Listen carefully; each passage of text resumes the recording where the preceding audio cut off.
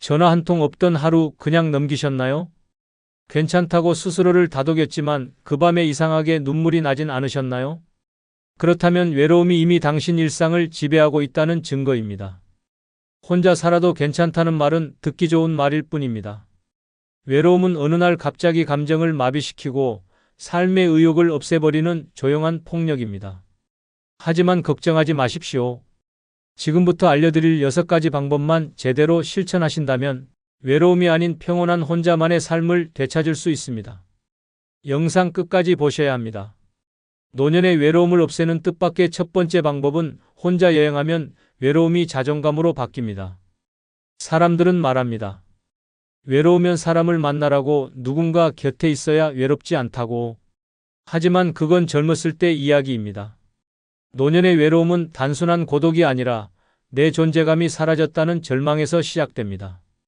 아무도 날 기다리지 않고 찾지도 않고 필요하지 않다고 느껴질 때 그 외로움은 뼛속까지 파고듭니다. 그 외로움을 없애는 가장 빠른 방법은 의외로 간단합니다. 짐 하나 들고 낯선 곳으로 떠나는 것입니다. 혼자 가는 여행은 처음엔 두렵습니다. 말 붙일 사람도 없고 식당에 혼자 앉아 밥을 먹는 것도 어색합니다. 그러나 바로 그 불편함을 견디는 순간 당신은 깨닫게 됩니다. 나 혼자도 충분히 괜찮은 사람이라는 사실을. 혼자 길을 묻고 버스를 갈아타고 숙소를 체크인하고 식당 메뉴를 고르고 사진을 찍고 하루를 마무리하는 이 모든 과정은 외로움이 아니라 내가 나를 다시 세우는 일입니다. 누군가와 함께 있을 땐 몰랐던 자유와 여유, 내가 나를 챙기는 감각이 살아납니다. 그리고 깨닫습니다. 나는 누구에게 의지하지 않아도 나 스스로 나를 충분히 기쁘게 만들 수 있다는 자존감을. 혼자 여행하는 노년은 쓸쓸한 노인이 아닌 자신을 회복하는 용기 있는 사람입니다. 처음은 어렵지만 단 한 번만 떠나보면 알게 됩니다. 외로움을 견디는 것이 아니라 외로움 속에서 내가 나를 다시 사랑하게 되는 경험이라는 것을. 강원도 춘천에 사는 최 씨는 남편과 사별한 뒤 하루하루가 무의미했습니다. 딸들은 각자 가정을 꾸리고 바빴고 집안은 조용했고 TV 소리만 키우고 살았습니다. 혼밥은 익숙했지만 혼자의 삶은 점점 우울했습니다. 어느 날 우연히 본 다큐멘터리에서 70대 할머니의 혼자 일본 여행기를 보고 충격을 받았습니다. 저 나이에 어떻게 저런 용기가 있을까 싶었습니다. 며칠을 망설이다가 결국 최 씨는 기차표를 끊고 경주로 향했습니다. 숙소도 직접 예약했고 음식도 처음 보는 걸 시켜봤습니다. 처음엔 긴장했지만 그 불안이 익숙해지자 이상한 감정이 찾아왔습니다. 바로 살아있다는 느낌이었습니다. 최 씨는 여행 중 사진도 찍고 혼자 박물관에 들러 유물 앞에 한참을 서 있기도 했습니다. 누가 시키지도 않았는데 스스로가 궁금해졌고 스스로를 챙기고 있었습니다. 돌아오는 기차 안 그는 눈물을 흘렸습니다. 나는 괜찮은 사람이었구나. 나 혼자도 충분히 괜찮았구나. 이후 그는 계절마다 혼자 여행을 떠납니다. 친구에게 말했습니다. 내 인생에서 제일 잘한 건 혼자 여행 간 거야. 그때 내가 날 다시 만났어. 노년의 외로움은 누가 옆에 없어서 생기는 것이 아닙니다. 내가 나를 잃어버려서 생기는 것입니다. 그리고 혼자 여행은 나를 다시 찾아오는 가장 강력한 방법입니다. 떠나십시오. 두려움을 끌어안고 낯선 길 위에 서 보십시오. 그 길 끝에서 당신은 알게 될 것입니다. 외로움은 사라지고 자존감이 당신 손을 다시 잡아줄 것이라는 사실을. 노년의 외로움을 없애는 뜻밖의 두 번째 방법은 매일 정해진 루틴이 외로움을 이긴다는 것입니다. 외로움은 갑자기 찾아오지 않습니다.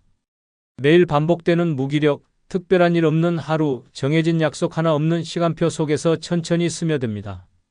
눈 뜨자마자 TV를 켜고 아무 목적 없이 인터넷을 뒤적이고 끼니 때가 돼서야 밥을 챙기고 밤엔 멍하니 천장을 바라보다 잠드는 삶. 이것이 바로 외로움을 키우는 최악의 생활 패턴입니다. 문제는 바로 리듬 없는 삶이 사람을 망가뜨린다는 것입니다.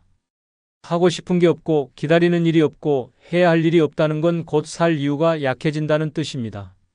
노년의 우울증과 무기력이 급증하는 이유도 여기 있습니다. 감정이 텅 비고 하루가 무너진 사람에게 외로움은 파고들 틈을 찾아와 끝끝내 정신까지 잠식합니다. 그런데 그 무서운 외로움을 막는 가장 단순하고 강력한 방패가 바로 루틴입니다. 매일 아침 몇 시에 일어나고, 언제 산책을 나가고, 몇 시에 커피를 마시고, 무엇을 정리하고, 어떤 운동을 하는지. 아주 작은 계획이지만 그 안에 삶의 중심이 생깁니다. 몸이 움직이기 시작하면 감정이 따라오고, 감정이 살아나면 외로움은 뒷걸음칩니다. 루틴은 외로움을 차단하는 삶의 울타리입니다. 정해진 행동이 반복될수록 뇌는 안정을 느끼고 나는 쓸모 있는 하루를 보냈다는 자존감이 생깁니다. 그 작은 자존감들이 모이면 어느새 외로움은 사라지고 자신감이 자리 잡습니다. 혼자 있되 고립되지 않는 기술, 그것이 바로 루틴입니다. 전라남도 순천에 사는 하 씨는 남편과 사별한 후 한동안 침대에서 일어나지 못했습니다. 밥은 대충 때우고 씻지도 않고 달력의 날짜조차 헷갈릴 정도로 시간을 놓치며 살았습니다. 그렇게 몇 달을 보내자 몸은 굳고 마음은 무너졌습니다. 병원에서는 우울증 초기 판정을 내렸고 하 씨는 나 이렇게 살다 죽겠다는 생각까지 했습니다. 그러던 중 우연히 TV 프로그램에서 루틴의 힘이라는 주제를 보게 됐고 그는 일단 따라 해보기로 했습니다. 아침 7시에 기상, 10분 스트레칭, 9시 아파트 앞 산책, 11시에 창가 정리, 점심 후 20분 독서. 처음엔 귀찮고 지겨웠습니다. 하지만 2주가 지나자 이상한 일이 벌어졌습니다. 몸이 먼저 움직이기 시작했습니다. 일어나면 자연스럽게 스트레칭을 하고 식사 시간이 되면 배가 고파졌습니다.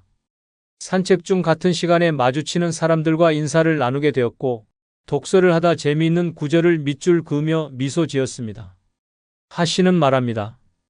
살고 있다는 느낌이 들었어요. 그리고 혼자가 아니라는 생각도요. 이제는 누가 시키지 않아도 스스로 하루 계획표를 적고 체크리스트를 만들며 생활합니다. 그는 말합니다. 루틴을 만든 뒤 외로움이 고요한 평안으로 바뀌었어요. 스스로 만든 규칙 안에서 나는 다시 내 삶을 사랑하게 됐습니다. 노년의 외로움은 누가 곁에 없어서가 아닙니다. 나를 붙잡아줄 나만의 리듬이 없기 때문입니다. 무너진 루틴 속에 외로움이 자랍니다. 그러나 하루하루 정돈된 루틴은 외로움을 밀어내고 당신의 삶을 단단하게 세워줍니다. 지금부터라도 하루를 정해보십시오. 작은 계획이 큰 위안을 만들고 정해진 움직임이 당신을 살려냅니다. 루틴이 곧 생명줄입니다. 노년의 외로움을 없애는 뜻밖의 세 번째 방법은 새로운 사람들과 연결될 수 있는 활동에 과감히 뛰어드는 것입니다. 외로움은 조용히 찾아와 마음을 잠식합니다. 하지만 무서운 건 외로움이 오래되면 사람을 피하게 된다는 사실입니다. 누가 불러줘도 귀찮고 약속이 생겨도 핑계를 찾고 만남 자체가 피곤해지는 상태. 문제는 그렇게 고립된 시간이 길어질수록 다시 사회로 돌아가는 문은 더 좁아진다는 데 있습니다. 혼자 있는 시간이 익숙해지면 점점 더 무기력해지고 말문도 막히고 결국 누구를 만나도 어색하고 서먹해집니다. 그렇게 사람을 멀리하면 삶의 감정은 메말라가고 그 틈을 외로움이 비집고 들어옵니다. 늙어 외롭다는 건 혼자 있는 시간이 많은 것이 아니라 사람들과 어울릴 자신감을 잃는 것입니다. 그 자신감을 되찾는 가장 빠르고 강력한 방법은 낯선 사람들 사이에 나를 던지는 것입니다. 거창한 일이 아닙니다. 마을 도서관, 구청 문화센터, 복지관, 작은 교회나 동호회, 내가 가보지 않은 공간, 몰랐던 프로그램 속으로 스스로 걸어 들어가는 일. 처음엔 서먹하고 어색합니다. 그러나 거기서 시작됩니다. 인사하는 법, 이야기 나누는 법, 다시 웃는 법. 새로운 사람을 만나면 내 안의 고정관념이 깨지고 새로운 활력이 생깁니다. 내가 누군가에게 반가운 사람이 되고 누군가의 이야기를 듣게 되면 외로움은 더 이상 들어설 자리를 잃습니다. 경기도 평택에 사는 김 씨는 3년간 거의 집 밖을 나가지 않았습니다. 남편은 일찍 세상을 떠났고 자식들은 타지에 살며 명절에만 얼굴을 비췄습니다. 하루하루가 똑같았고 목소리를 내는 날보다 안 내는 날이 더 많았습니다. 그러다 어느 날 집 우편함에 꽂힌 안내지가 눈에 들어왔습니다. 노인대상 미술 기초반 수강생 모집. 김 씨는 종이에 적힌 번호로 전화를 걸었습니다. 첫날 복지관 강의실에 들어섰을 때 김 씨는 가슴이 떨렸습니다. 모두 처음 보는 얼굴, 어색한 분위기, 낯선 북과 물감. 하지만 옆자리에 한 여성이 말을 걸었습니다. 처음이세요? 저도요. 그 순간 김 씨는 고개를 끄덕였고 두 사람은 함께 그림을 그리기 시작했습니다. 3개월 뒤 김 씨는 자신도 몰랐던 재능을 발견했고 더 놀라운 건 사람들과 나누는 웃음의 맛을 되찾았다는 것이었습니다. 매주 정해진 수업이 기다려졌고 점심시간에 335 모여 나누는 대화가 삶의 활력이 되었습니다. 김 씨는 말했습니다. 나는 죽은 줄 알았어요. 그런데 다시 살아난 기분이에요. 이젠 하루가 짧아요. 그 수업이 끝난 후에도 김 씨는 동기들과 함께 글쓰기 반, 걷기 모임, 독서 모임까지 참여하게 되었고 이제는 다음 달은 뭐 들을까? 라는 고민을 하며 살고 있습니다. 노년의 외로움은 공감보다 관계에서 옵니다. 낯선 사람들 속으로 한 발 내딛는 용기, 그 한 걸음이 인생을 바꿉니다. 아는 사람만 만나며 좁아지는 인생을 벗어나 모르는 사람들과 새로움을 만들어가야 합니다. 외로움을 이기는 사람은 결코 많은 사람과 있는 이가 아닙니다. 한 사람이라도 진심으로 연결되는 사람이 되는 것입니다. 지금이라도 당신의 삶 속 빈자리를 사람으로 채워야 합니다. 그 시작은 익숙한 틀을 깨고 새로운 문을 여는 데 있습니다. 노년의 외로움을 없애는 뜻밖의 4번째 방법은 외롭지 않기 위해 애쓰지 않고 그냥 오늘을 사는 것입니다. 외로움을 극복하려고 애쓰는 순간 외로움은 더 커집니다. 왜 이렇게 조용하지? 왜 오늘도 연락이 없지? 나만 혼자인가? 이런 질문이 시작되는 순간 고요한 하루는 곧바로 고통으로 바뀝니다. 문제는 외로움이 아니라 외롭지 않으려는 그 절박한 발버둥입니다. 사람을 만나고 전화를 걸고 무언가를 하려고 애쓰지만 그 끝에 돌아오는 건 더 깊은 고립감일 수 있습니다. 왜냐하면 노력할수록 비교하게 되고 비교할수록 상처받기 때문입니다. 누구는 손주가 찾아왔다는 말에 시들어가고 누구는 자식이 용돈 보냈다는 얘기에 위축됩니다. 그렇게 외롭지 않으려 애쓰다 보면 오히려 외로움에 사로잡혀 자신을 더 미워하게 됩니다. 노년에 가장 필요한 건 관계도 사람도 아닙니다. 바로 지금 이 순간에 집중하는 훈련입니다. 오늘 할 일 하나, 오늘 마실 차 한 잔, 오늘 걸을 거리 하나만 있으면 됩니다. 오늘을 무사히 보내는 일, 그것만이 외로움을 줄이는 유일한 길입니다. 외롭지 않으려는 강박은 인생을 쥐어짜게 만들고 감정을 억지로 조작하게 합니다. 하지만 고요한 하루, 혼자의 시간, 느린 템포 속에 스며드는 평화는 의외로 지금 이대로 괜찮다는 느낌을 안겨줍니다. 외로움을 없애는 가장 단순한 방법은 외로움과 싸우지 않는 것입니다. 충청남도 서산에 사는 정 씨는 72세입니다. 남편은 5년 전 세상을 떠났고 자식 둘은 외국에 정착해 1년에 한두 번 연락이 오는 정도였습니다. 처음에는 휴대폰을 쥐고 하루에도 몇 번씩 확인했습니다. 혹시나 하는 마음에 알람이 울릴 때마다 심장이 뛰었고 텅 빈 메시지함을 볼 때마다 눈시울이 뜨거워졌습니다. 그래서 그는 더 바쁘게 움직였습니다. 모임도 나가고 교회도 나가고 문화센터도 들렀습니다. 그러나 집에 돌아오면 더 허전했습니다. 내가 이러려고 하루를 보냈나 싶었고 일시적인 흥분이 가라앉고 나면 되레 깊은 공허가 밀려왔습니다. 그러다 어느 날 정 씨는 달력을 보다 문득 깨달았습니다. 내가 너무 바쁘게만 살았구나. 외롭지 않기 위해. 그날부터 그는 달랐습니다. 일찍 일어나 차를 끓이고 마당을 정리하고 좋아하는 음악을 틀고 일기장을 펼쳤습니다. 누구를 만나기보다 나를 마주하는 하루를 선택했습니다. 한 달 뒤 정 씨는 놀라운 말을 했습니다. 나는 혼자인데 외롭지 않아요. 그냥 오늘 하루가 고마워요. 이 말은 단순한 감상이 아니었습니다. 외로움을 끌어안고도 무너지지 않은 자만이 할 수 있는 말이었습니다. 외로움은 없애야 할 병이 아닙니다. 살아있게 느끼는 자연스러운 감정입니다. 그 감정을 없애려는 싸움이야말로 진짜 문제입니다. 싸우지 마십시오. 오늘 하루 당신이 무너지지 않고 잘 살아냈다면 그것으로 충분합니다. 사람을 만나지 않아도 연락이 없어도 특별한 일이 없어도 오늘 하루가 내 곁에 있었다면 괜찮은 삶입니다. 외롭지 않기 위해 애쓰지 않아도 됩니다. 그냥 오늘을 잘 살아내면 외로움은 언젠가 조용히 사라집니다. 노년의 외로움을 없애는 뜻밖의 5번째 방법은 혼자만이 주는 장점을 최대한 활용하는 것입니다. 사람들은 혼자라는 말을 들으면 불쌍하다, 쓸쓸하다, 외롭겠다고 생각합니다. 하지만 진실은 그 반대입니다.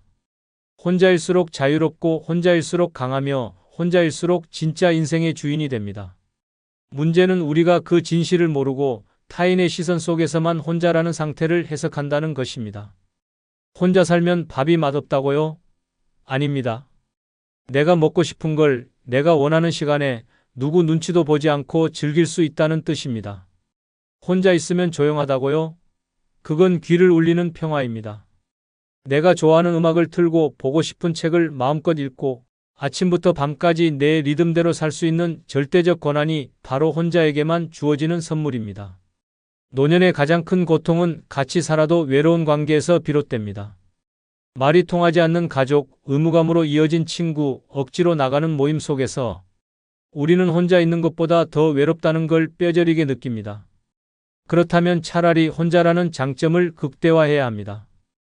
혼자는 결핍이 아니라 기회입니다. 누구에게도 맞출 필요 없는 일정, 온전히 나에게 집중할 수 있는 시간, 내 욕망과 감정을 검열 없이 꺼내놓을 수 있는 자유. 이걸 제대로 누리면 외로움은 결코 두렵지 않습니다. 오히려 그 고요함 속에서 인생의 진짜 맛을 알게 됩니다.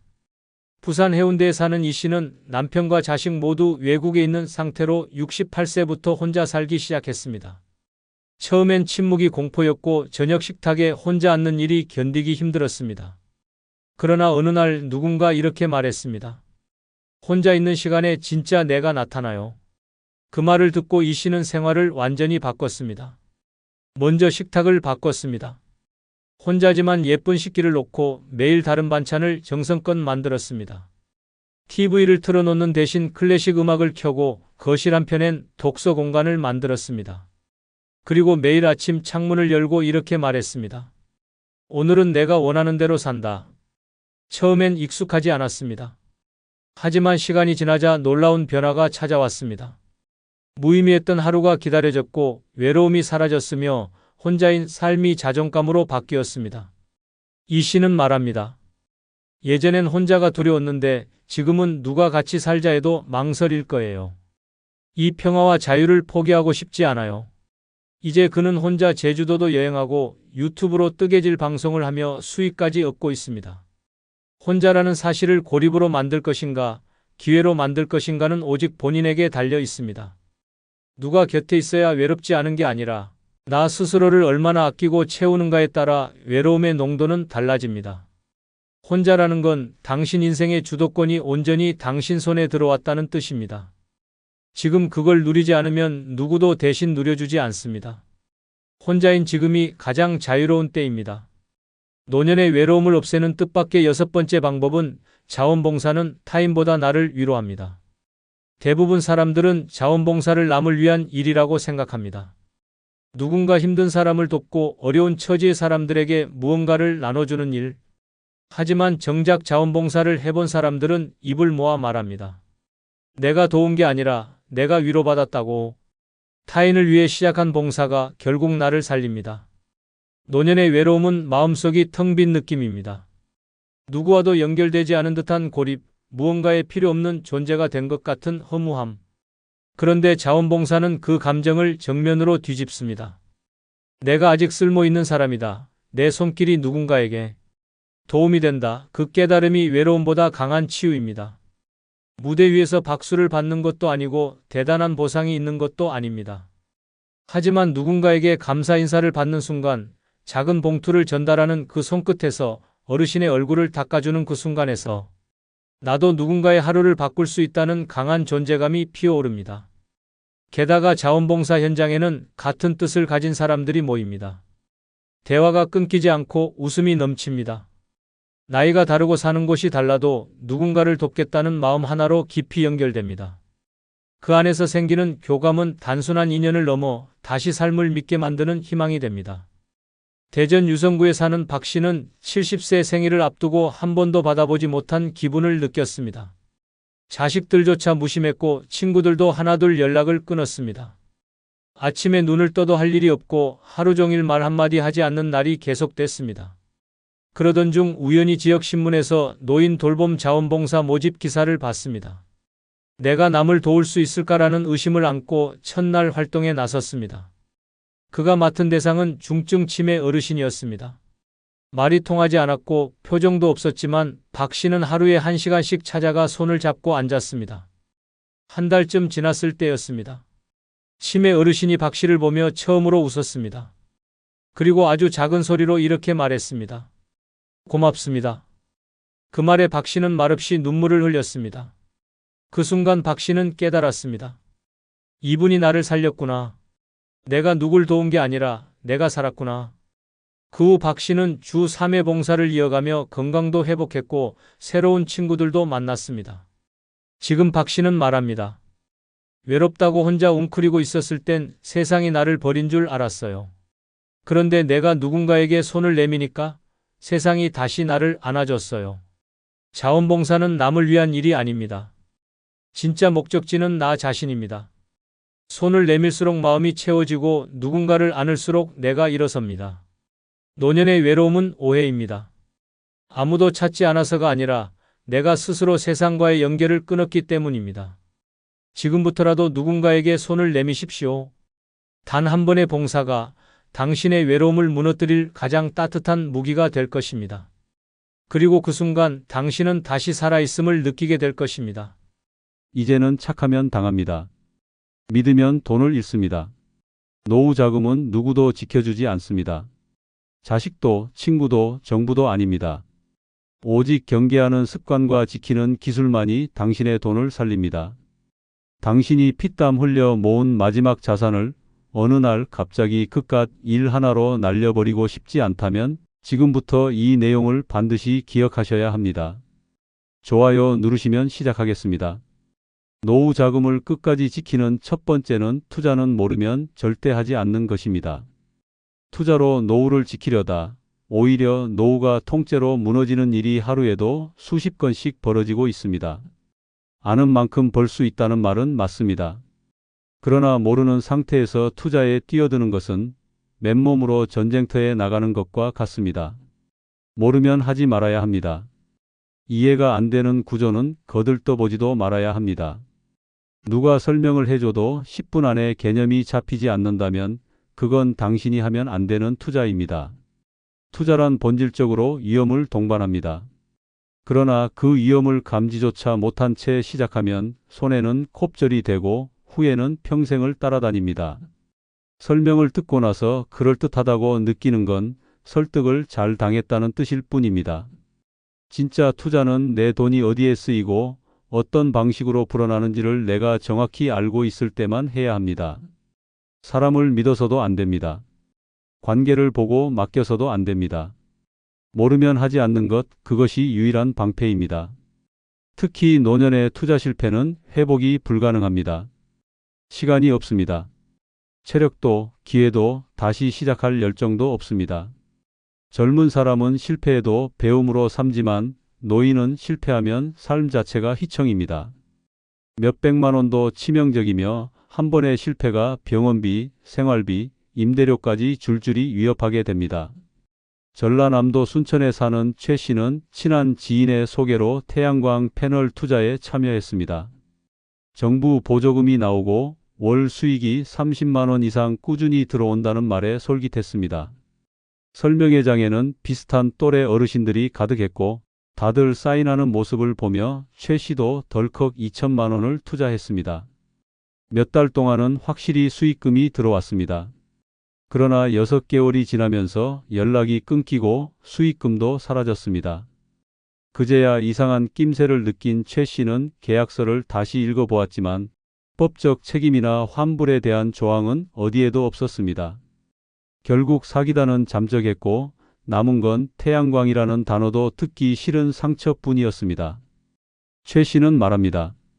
모르면 하지 말았어야 했어요.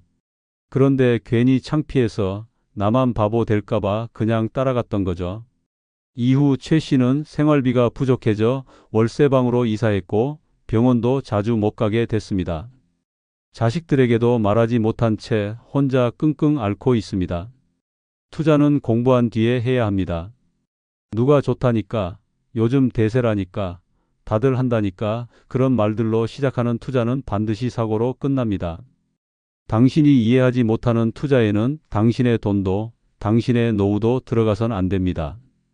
모르면 하지 마십시오. 아는 것만 하십시오. 노후는 실험이 아닙니다. 당신 삶의 마지막을 지키는 승부처입니다. 투자란 이름 앞에서 몰랐다면 멈추십시오. 그 멈춤이 당신을 살립니다. 두 번째는 자식 명의로 재산을 절대 이전하지 않아야 합니다. 단 한 장의 등기서류, 단 한 번의 명예 변경으로 당신의 평생 자산이, 당신의 자존심이, 심지어 당신의 주거권마저 송두리째 사라질 수 있기 때문입니다. 자식에게 미리 주는 건 사랑이 아니라 노후 파산의 지름길이 될 수 있습니다. 자식이 아무리 믿음직스럽고 효심 깊어 보여도 명의가 바뀌는 순간부터 부모는 법적으로 아무런 권한이 없는 타인이 됩니다. 내 집에서 살고 있으면서도 집주인의 눈치를 봐야 하는 신세가 됩니다. 며느리 한마디에 쫓겨나고 손주의 교육을 이유로 밀려나는 일은 당신이 드라마에서 본 이야기가 아닙니다. 현실입니다. 더욱 무서운 건 자식도 자식 나름이라는 점입니다. 결혼을 하고 배우자와 가정을 꾸리고 경제적 독립을 하다 보면 부모는 서서히 뒷전이 됩니다. 초반에는 괜찮아 보일 수 있습니다. 하지만 시간이 지나면서 그 집, 내 명의인데라는 생각이 점점 굳어집니다. 그 순간부터 부모는 부탁하는 존재로 전락하게 됩니다. 한번 자식에게 재산을 넘기면 다시 되찾을 수 없습니다. 법적으로도 정서적으로도 그렇습니다. 자식이 채무에 시달려 담보로 내놓으면 끝입니다. 이혼이라도 하게 되면 재산 분할의 대상이 되고 사업 실패로 압류라도 당하면 법원 문턱도 밟지 못하고 재산을 빼앗깁니다. 우리 애는 안 그럴 거야 라는 말로 이미 수많은 부모들이 거리로 내몰렸습니다. 효도를 바란 게 아니라 최소한의 안전망을 기대했을 뿐인데 돌아온 건 냉정한 현실과 배신감 뿐이었습니다. 광주광역시에 사는 박 씨는 5층짜리 상가 건물을 아들에게 통째로 넘겼습니다. 사업에 보탬이 될 거야 라는 말에 혹했고 세금도 줄일 겸해서 미리 증여를 했습니다. 처음엔 가게 수익도 공유하고 박 씨도 함께 일을 도왔습니다. 하지만 2년쯤 지나자 아들의 태도가 달라졌습니다. 이제 아버지 세대는 빠져야죠. 젊은 감각으로 가야 합니다. 라는 말을 들은 날 박 씨는 아무 말도 못했습니다. 명의는 아들의 것이었고 법적으로도 개입할 권리가 없었기 때문입니다. 며느리는 더 노골적이었습니다. 아버님이 사장님인 줄 아는 손님들이 불편해해요. 이제 안 나오셔도 돼요. 결국 박 씨는 자신이 지은 건물에서 쫓겨났습니다. 건물에서 밀려나고 마음에서도 밀려났습니다. 손주는 어느 날부터 할아버지 왜 자꾸 와? 라는 말을 하기 시작했습니다. 박 씨는 사람들에게 말합니다. 그땐 내가 바보였어요. 사람을 믿은 게 아니라 내 감정을 믿었어요. 자식도 결국 타인이에요. 나와는 다른 인생을 사는 냉정한 존재라고 이제는 인정합니다. 노후는 감정으로 지킬 수 없습니다. 숫자와 권리로 지켜야 합니다. 재산은 당신의 마지막 자존심입니다. 누구에게도 넘기지 마십시오. 특히 자식에게는 더더욱 주지 마십시오. 줄 땐 당신이 쓰고 남은 것을 줘야지 당신이 쓸 것을 미리 주는 순간 남은 인생은 남의 허락을 받아야만 살아갈 수 있게 됩니다. 그때는 아무도 책임져 주지 않습니다. 오직 당신 자신만이 당신의 노후를 지킬 수 있습니다. 주지 말고 지키십시오. 그것이 진짜 효도를 이끌어내는 방법입니다. 세 번째는 어떤 투자든 수익률 10% 이상을 제한받았다면 무조건 의심부터 해야 합니다. 확정 수익, 월 12% 수익 보장, 1년 안에 2배 같은 말은 전부 당신의 욕심과 불안을 건드리는 덫입니다. 그 말이 달콤할수록 그 제안이 그럴듯할수록 당신의 돈은 이미 누군가의 입속으로 들어가고 있습니다. 수익률 10%는 은행 이자율의 10배 수준입니다.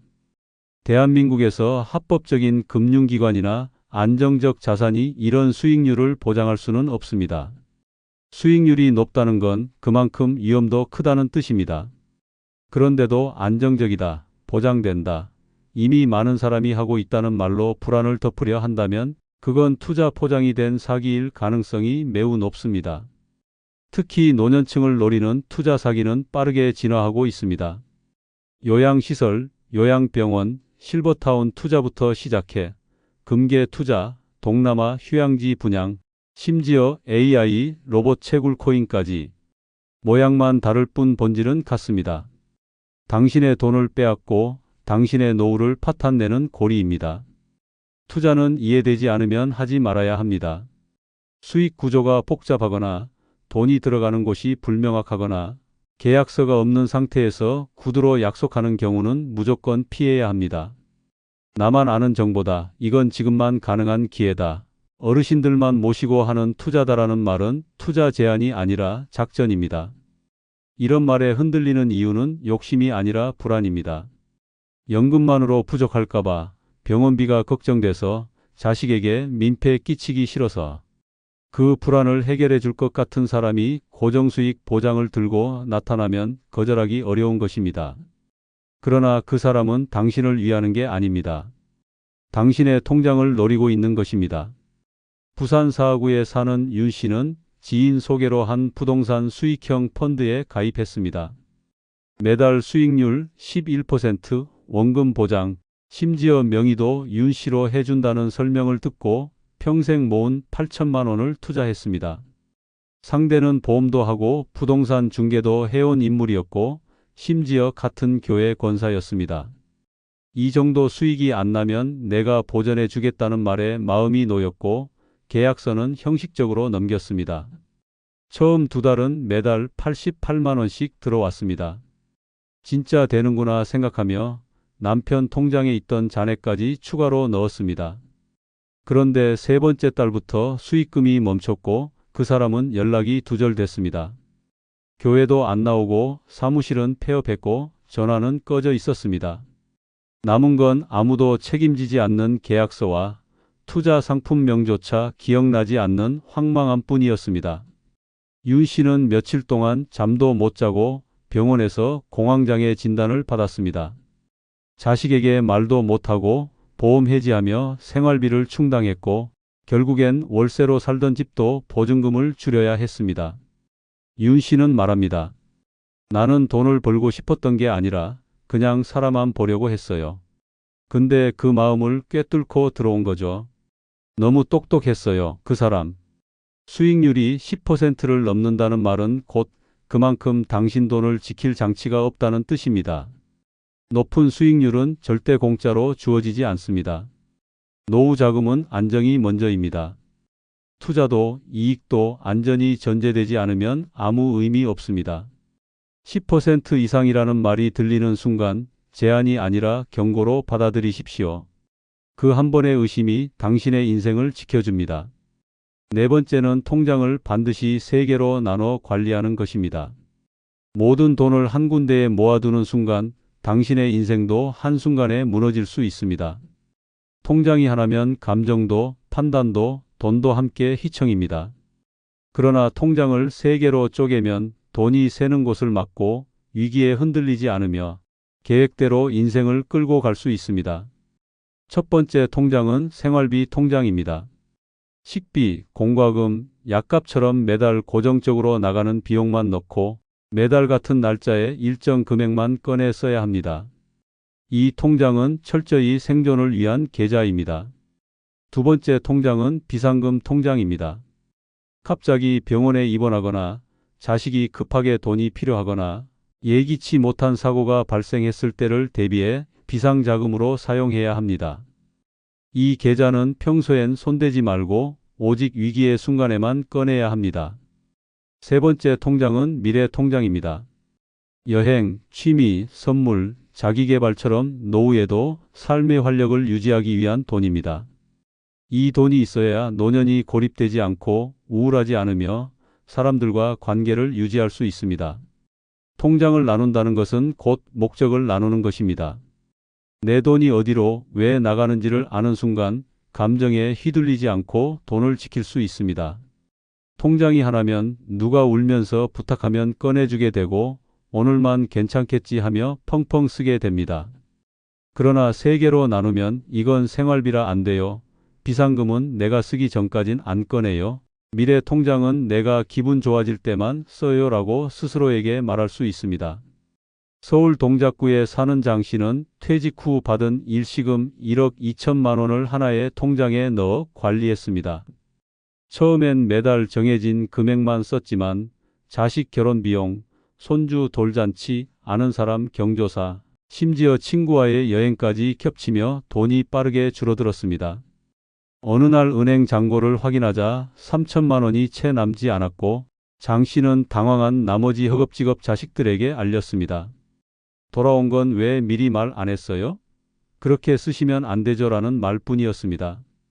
누구 하나 돈을 보태주겠다는 사람은 없었습니다. 그제야 장 씨는 통장을 나눠야 했다는 사실을 뼈저리게 깨달았습니다. 생활비용과 행사비, 취미생활비가 뒤섞이니 아무리 전략해도 어디서 줄여야 할지 감조차 없었던 것입니다. 이후 장 씨는 새 통장을 2개 더 만들어 각각 정해진 용도만 사용하기 시작했습니다. 놀라운 건 그 뒤부터였습니다. 소비가 줄고 불안감도 사라졌습니다. 잔고는 줄지 않았고 계획은 분명해졌으며 심리적인 안정감이 생겼습니다. 장 씨는 말합니다. 통장이 셋으로 나뉘니까 내 인생도 세 갈래로 나뉘더라고요. 하나는 현재, 하나는 위기, 하나는 즐거움. 이제야 진짜 인생을 조절할 수 있는 기분이에요. 돈은 많고 적음보다 다루는 방식이 중요합니다. 하나의 통장에 모든 걸 넣어두는 건 폭탄을 안고 사는 것과 같습니다. 그러나 통장을 나누는 순간 당신의 인생도 질서와 방향을 되찾습니다. 노후는 통장 속 잔액보다 그 돈을 어떻게 나눠 쓰느냐에 달려 있습니다. 통장 3개, 그것이 당신의 노후를 지키는 가장 확실한 방패입니다. 노후 자금을 끝까지 지키는 5번째는 친구 이웃 간 돈 거래를 절대 하지 않아야 합니다. 아무리 가까운 사이라 해도 돈이 오가는 순간 관계는 망가집니다. 정으로 시작된 대화가 오해와 불신으로 끝나고 믿음으로 준 돈이 원망과 배신으로 돌아옵니다. 특히 노년의 돈은 평생을 참고 견디며 모은 생존의 자산입니다. 그런데 그 귀한 돈을 이번 한 번만이라는 말에 내주면 돌아오는 건 빈 통장과 무너진 관계뿐입니다. 노후의 자금은 젊을 때처럼 다시 메울 수 있는 여유가 없습니다. 월급도 없고 사업도 없고 일할 체력도 없습니다. 잃으면 끝이고 빌려주면 사라집니다. 상대는 급한 불 끄자고 빌리는 거지만 당신은 그 불에 타 죽을 수 있습니다. 돈을 빌리러 오는 사람은 대부분 진심으로 급합니다. 하지만 그 진심은 곧 책임을 못 진다는 말과 다르지 않습니다. 여유가 있었다면 은행을 갔을 것이고 방법이 있었다면 당신에게 부탁하지 않았을 것입니다. 결국 갚을 확률이 낮다는 뜻이며 결국 당신이 손해를 안고 감정을 소모하는 일이 벌어집니다. 돈을 빌려줬다가 돌아오지 않으면 관계도 끝납니다. 문제는 여기서 끝이 아닙니다. 처음엔 미안해하던 사람이 시간이 지나면 당신을 피하고 결국엔 당신 탓으로 돌리기 시작합니다. 그때 안 빌려줬으면 어땠겠냐, 빌려준 게 잘못이다라는 말까지 듣게 됩니다. 그 순간 남는 건 돈 잃은 허무함과 마음 다친 분노뿐입니다. 충청남도 공주시에 사는 김 씨는 이웃에게 700만 원을 빌려줬습니다. 30년 지기였고 아이들 유치원 다닐 때부터 알고 지낸 사이라서 단 한 번도 의심하지 않았습니다. 이웃은 가게 권리금만 조금 부족해서 그러니 2달만 쓰겠다며 애원했고 김 씨는 사람 봐가며 돕는 거지라는 생각으로 통장을 열었습니다. 하지만 6개월이 지나도 갚을 기미는 없었고 전화도 받지 않았습니다. 찾아가면 없다고 하고 문자하면 씹고 결국 SNS에서 친구 끊기까지 당했습니다. 그 후로 김 씨는 그 길을 아예 피하고 다녔고 함께 다니던 동네 모임도 끊었습니다. 한 번의 돈 거래로 돈도 잃고 인간관계도 잃고 마음도 무너졌습니다. 무서운 건 김 씨가 누구에게도 이 말을 하지 못했다는 점입니다. 그깟 돈이라고 말할까봐, 어떻게 그 사람한테 빌려줘라고 들을까봐 김 씨는 속만 썩이고 있었습니다. 결국 병원에선 스트레스성 위험 진단까지 받았습니다. 김 씨는 말합니다. 그 돈은 다시 벌면 되지만 내 마음은 못 고쳐요. 돈이 아니라 자존심이 깨졌어요. 노후의 돈은 자산이 아닙니다. 생명줄입니다. 이웃과 친구 사이에 돈을 섞는 순간 정든 이름은 사라지고 채무자와 채권자만 남습니다. 그 정도도 못 믿냐는 말에 흔들리지 마십시오. 믿지 않는 것이 아니라 지키는 것입니다. 나를, 나의 노후를, 내가 만든 삶을 지키는 것입니다. 거절하십시오. 애매하게 웃지 말고 단호하게 말하십시오. 돈은 못 빌려줘요. 그 한마디가 당신의 평생을 지켜줍니다. 노후 자금을 끝까지 지키는 6번째 방법은 보이스피싱에 철저히 대비하는 것입니다. 전화 한 통, 문자 한 줄, 링크 하나가 당신의 평생 자산을 하루아침에 송두리째 앗아갈 수 있습니다. 지금도 어딘가에서는 누군가가 당신 명의로 대출이 발생했습니다. 검찰 조사 대상입니다. 계좌가 범죄에 연루됐습니다라는 말에 속아 돈을 이체하고 있습니다. 보이스피싱은 더 이상 어리석은 사람이 당하는 일이 아닙니다. 오히려 스마트폰을 쓰고 문자에 익숙하고 금융기관에 믿음이 있는 사람일수록 더 위험합니다. 최근 사기 수법은 AI 음성 복제, 공문 위조, 경찰 금융기관 사칭까지 날로 정교해지고 있습니다. 사기꾼들은 당신의 이름, 주소, 주민번호는 물론 예금 내역까지 미리 파악하고 접근합니다. 그러니 내 정보는 안전하다, 나는 속지 않는다는 생각이 가장 위험합니다. 돈 얘기가 나오는 순간 모든 전화는 의심해야 합니다. 가족을 사칭하거나 금융기관을 사칭하거나 정부기관을 사칭하는 경우도 예외 없이 즉시 끊고 직접 기관에 확인해야 합니다. 어떤 상황에서도 송금이나 이체는 절대 하지 않아야 하며 카카오톡이나 문자로 온 링크는 클릭조차 금지해야 합니다. 특히 노년층은 자식 걱정, 건강 문제, 금융 지식의 한계를 악용당하기 쉽습니다. 아드님이 교통사고를 내셨습니다. 건강보험 미납으로 병원 이용이 중단됩니다. 긴급하게 계좌를 분리해야 합니다. 같은 말로 심리적 공황을 일으킨 뒤 판단력을 무너뜨리는 것이 보이스피싱의 핵심 전략입니다. 서울 강북구에 사는 정 씨는 어느 날 검찰청이라는 곳에서 전화 한 통을 받았습니다. 고객님 명의로 개설된 계좌에서 마약 자금이 오갔습니다.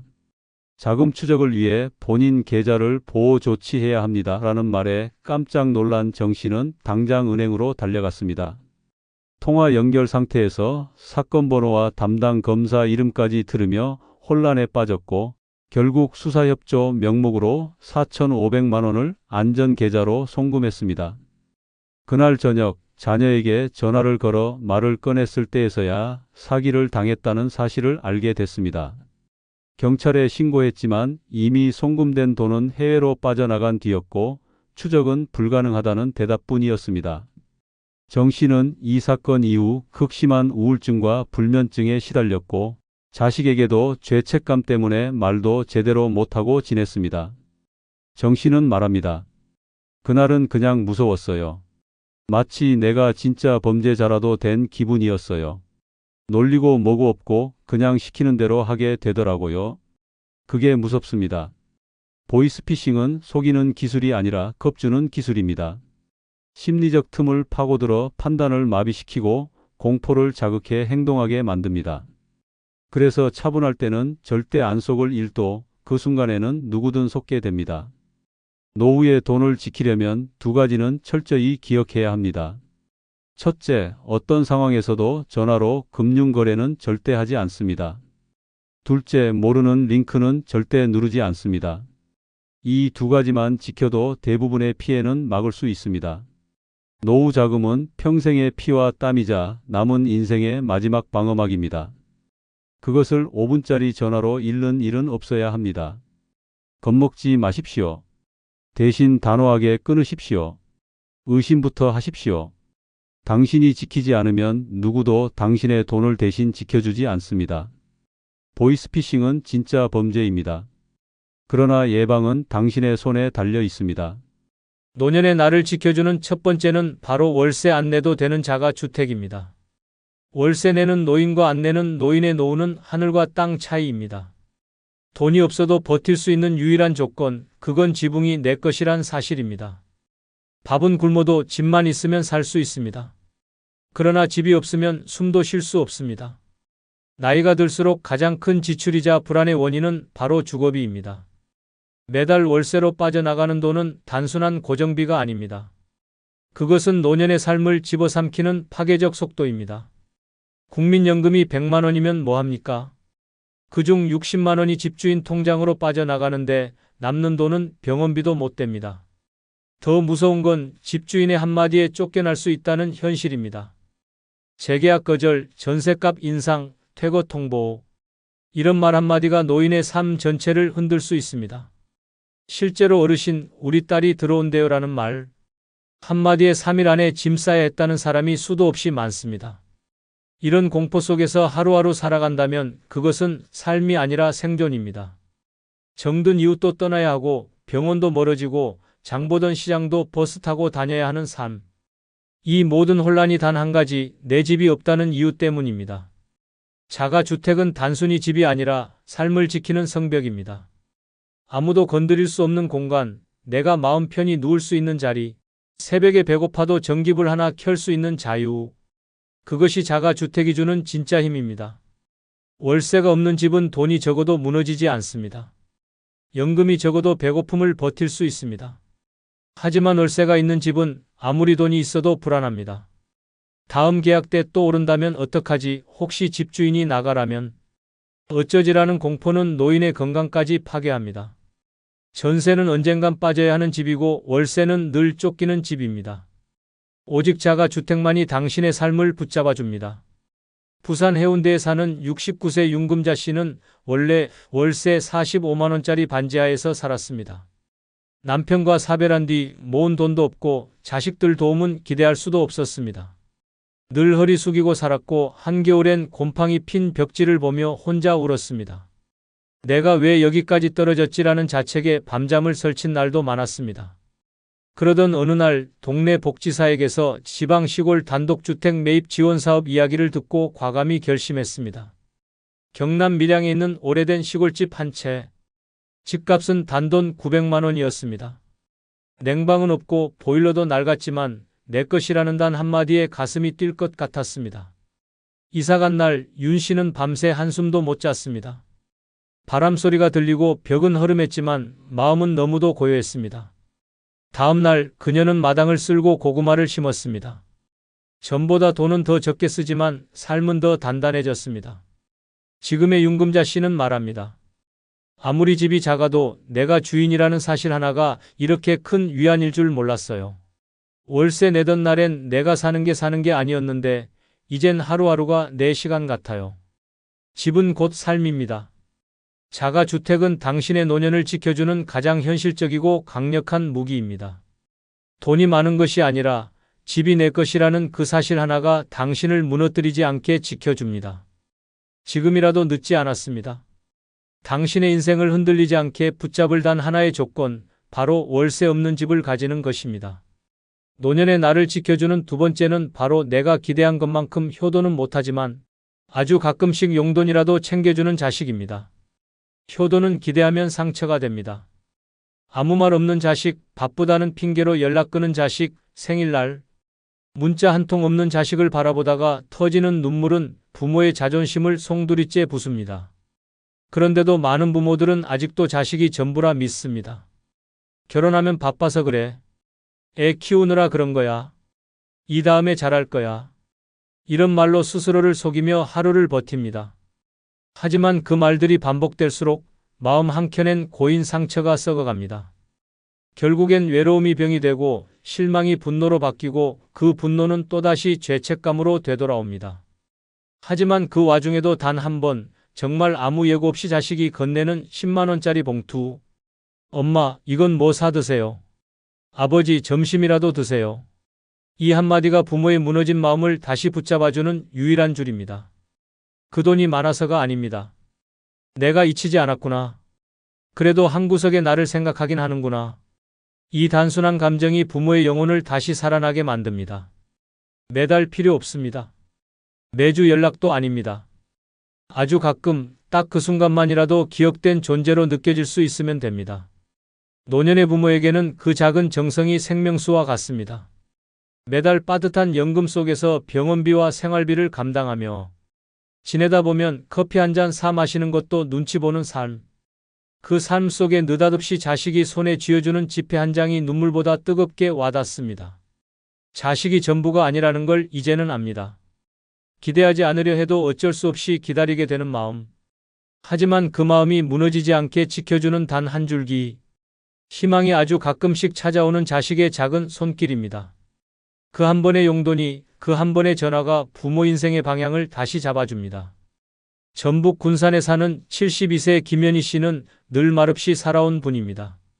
남편과 사별한 지 15년 혼자 자취방에서 연금 89만 원으로 버티며 살고 있습니다.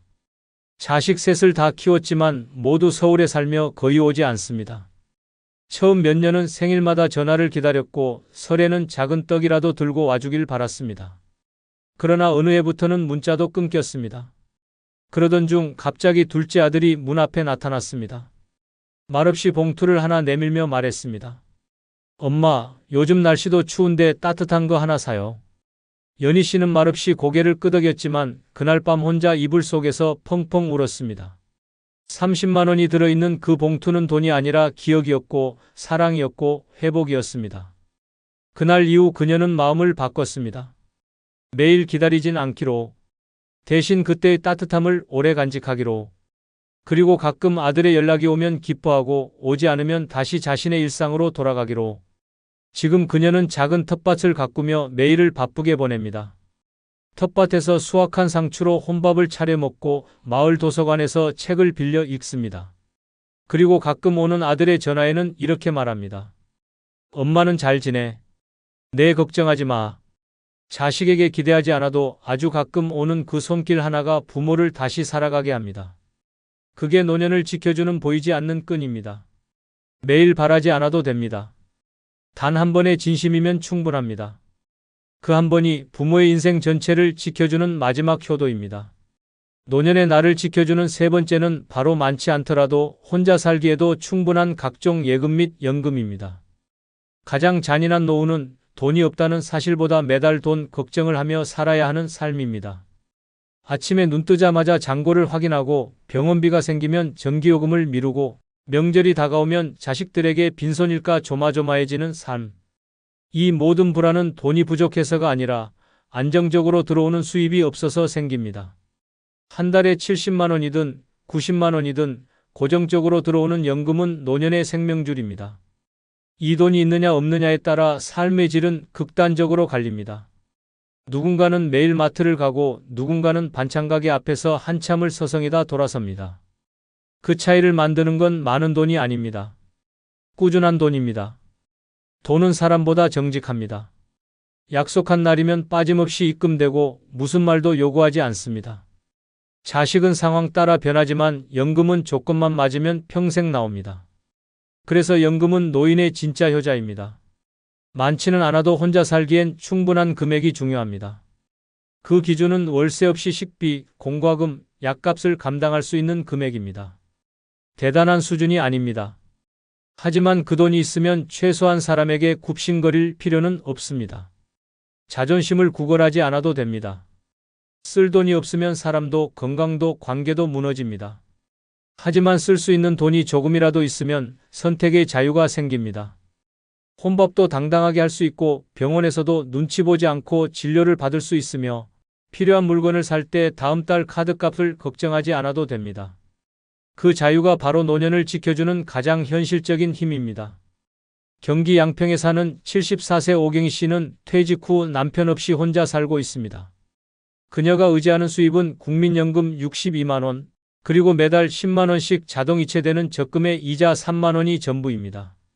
많지 않은 금액이지만 그녀는 이 돈으로 아주 단단한 삶을 살아가고 있습니다. 시골이라 월세가 없고 식사는 대부분 직접 해먹으며 매주 장터에서 1만 원어치 장을 보면 3일은 충분히 버팁니다. 중요한 건 그 돈이 매달 들어온다는 안정감입니다. 어느 날 친구가 갑작스레 수술을 받게 되었고 오 씨는 병원비 일부를 선뜻 내주었습니다.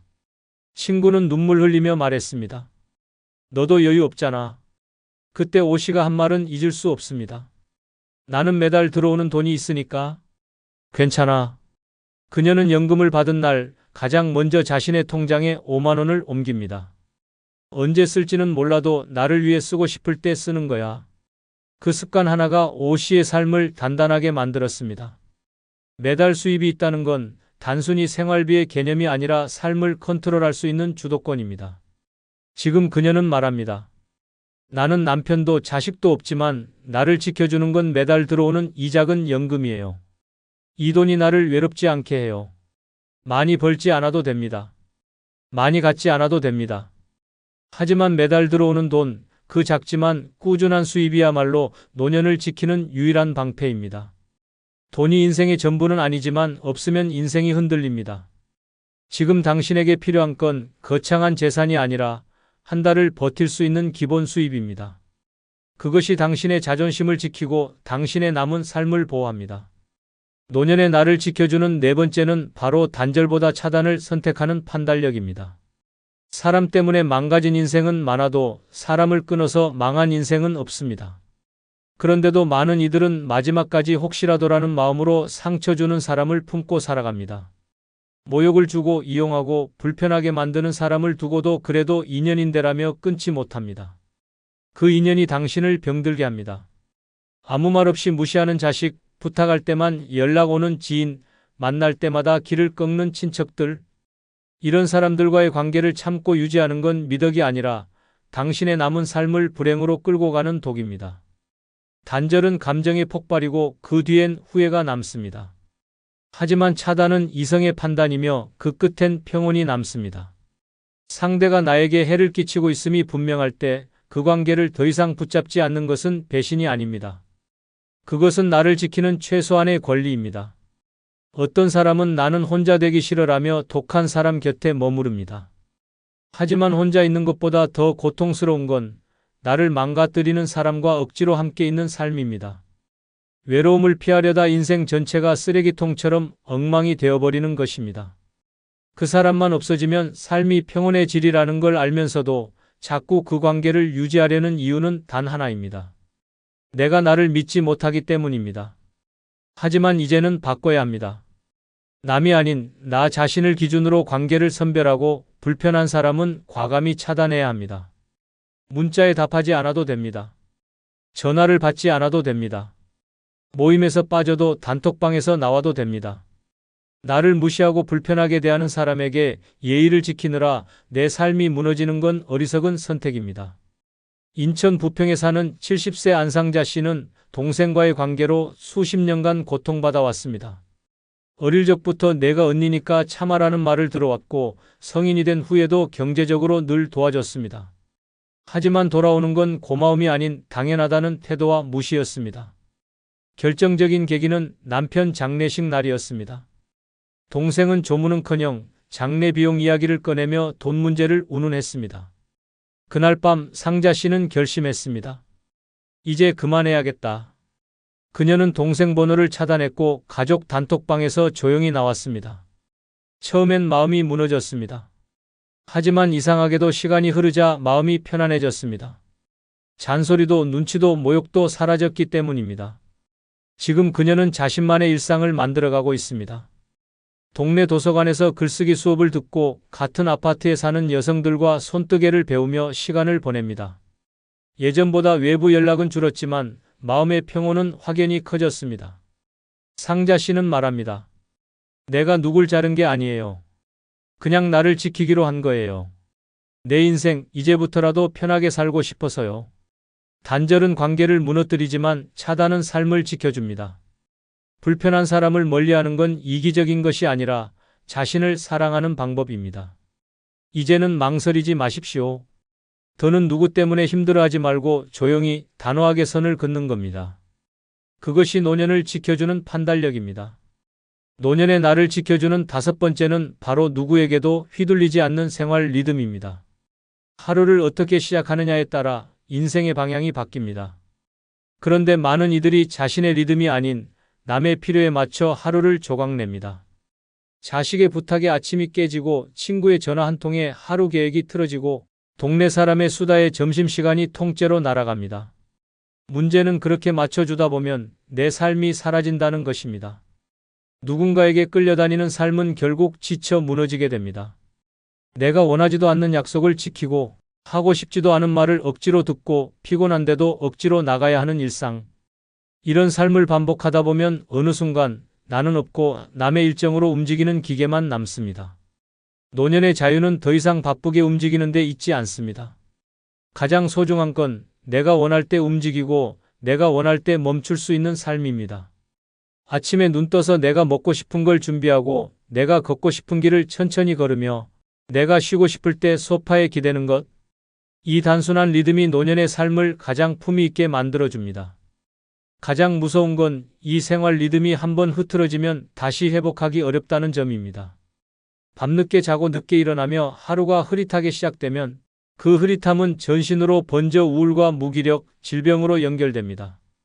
반대로 일정한 리듬은 노인의 몸과 마음을 지탱하는 유일한 중심축입니다. 남이 뭐라 하든 누가 연락을 하든 약속이 있든 없든 나의 리듬을 고수하는 것. 그게 삶의 품격입니다. 단순한 습관이 아니라 노년을 지키는 가장 확실한 방어입니다. 대구 수성구에 사는 75세 장명자 씨는 과거 지인들과 약속이라면 무조건 응하던 사람이었습니다. 시간 많으시잖아요. 같이 좀 가줘요. 점심이라도 먹어요 라는 말에 매번 끌려다니며 그녀의 하루는 남의 부탁으로 채워졌습니다. 그러다 어느 날 건강검진 결과에서 고혈압 수치가 위험 수준이라는 말을 들었습니다. 이유는 명확했습니다. 수면 부족, 불규칙한 식사, 끊임없는 스트레스. 그제야 깨달았습니다. 나는 왜 내 하루를 다른 사람에게 내맡기고 있었을까? 그날 이후 장 씨는 일정을 싹 정리했습니다. 매일 아침 6시에 일어나 30분 스트레칭, 7시에 죽 한 그릇, 8시에 산책, 11시 점심 준비. 오후엔 1시간 독서와 30분 낮잠, 저녁 6시 이후엔 TV 한 편만 보고 밤 10시에 취침. 이 단순한 일정을 한 달간 유지한 결과 수면은 깊어졌고 혈압은 떨어졌으며 무엇보다 마음이 가벼워졌습니다. 주변 사람들은 요즘 왜 안 보이냐며 연락했지만 그녀는 웃으며 말했습니다. 이젠 내 일정이 먼저예요. 내 건강이 중요하니까요. 지금 그녀는 스스로를 가장 우선순위에 두고 살아갑니다. 그리고 말합니다. 누구에게도 끌려가지 않으니 비로소 내가 살아있는 기분이에요. 남이 짜준 일정표에 끌려다니는 인생은 노예입니다. 하지만 내가 짠 생활 리듬대로 사는 인생은 주인입니다. 지금 이 순간 당신 하루의 주인은 누구입니까? 이젠 남이 아닌 나를 중심에 놓으십시오. 그것이야말로 노년을 지키는 가장 확실한 방식입니다. 노년의 나를 지켜주는 6번째는 바로 피해의식에 빠지지 않는 건강한 자존감입니다.